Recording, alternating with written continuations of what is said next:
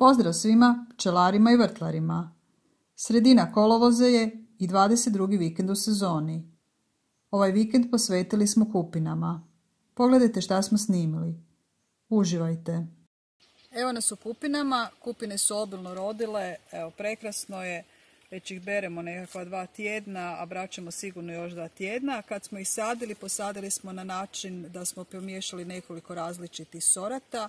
To nam je bitno, znači imamo kasne, srednje i nekakve rane sorte. To nam je bitno da se produžimo vrijeme berbe, ali na taj način smo produžili i vrijeme cvatnje jer pčela jako rado posjećuju kupine i zapravo one su te koje naprave te plodove.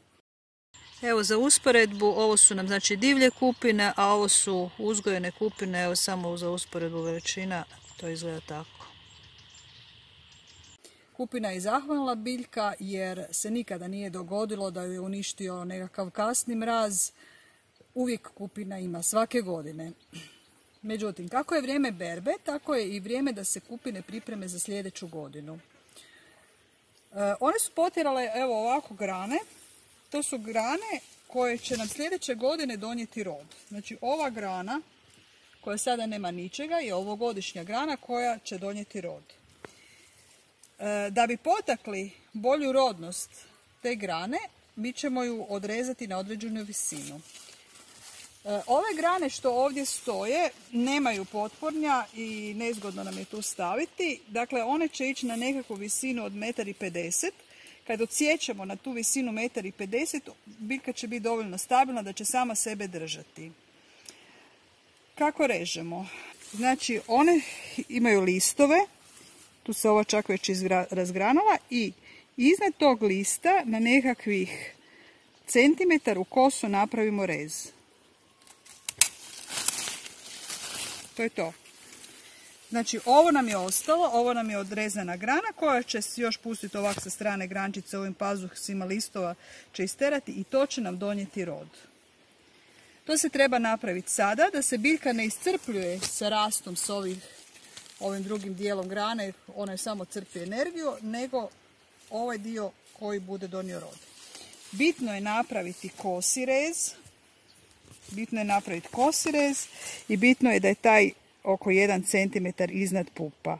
Sve dalje nije dobro ostavljati jer iscrpljuje biljku i biljka zasušuje i hoće se osušiti cijela grana. Ove grane što su nam uz potporanj budemo rezali na duže, ostavit ćemo ih duže zato što ih imamo za što zavezati. Ovdje smo sad uz armaturu, znači ovdje nam je postavljena armatura, ona je postavljena na nekakvih 2 metra sa žice u 3 nivoa. Tako da ove što se nalaze uz nju režemo na puno više, znači nju režemo na 1,80 m, zato što ju imamo za što zavezati. Evo. To je to. Odrezana grana. I tu granu sad odrezanu ćemo zavezati ovdje za armaturu. Zavezati za ovu žicu. Ako želimo razmnožiti kupine, možemo to napraviti na 2 načina. Ova grana koju smo odrezali nam isto tako može poslužiti za razmnožavanje. Na koji način? Iz ove grane možemo dobiti sigurno 10 novih biljaka. Kako? Vrlo jednostavno. Znači, imamo list i tu u pazuhu lista imamo malu biljčicu, malu grančicu koja je počela tjerati ili samo mali pupove. To trebamo odrezati. Na koji način? Evo ovako.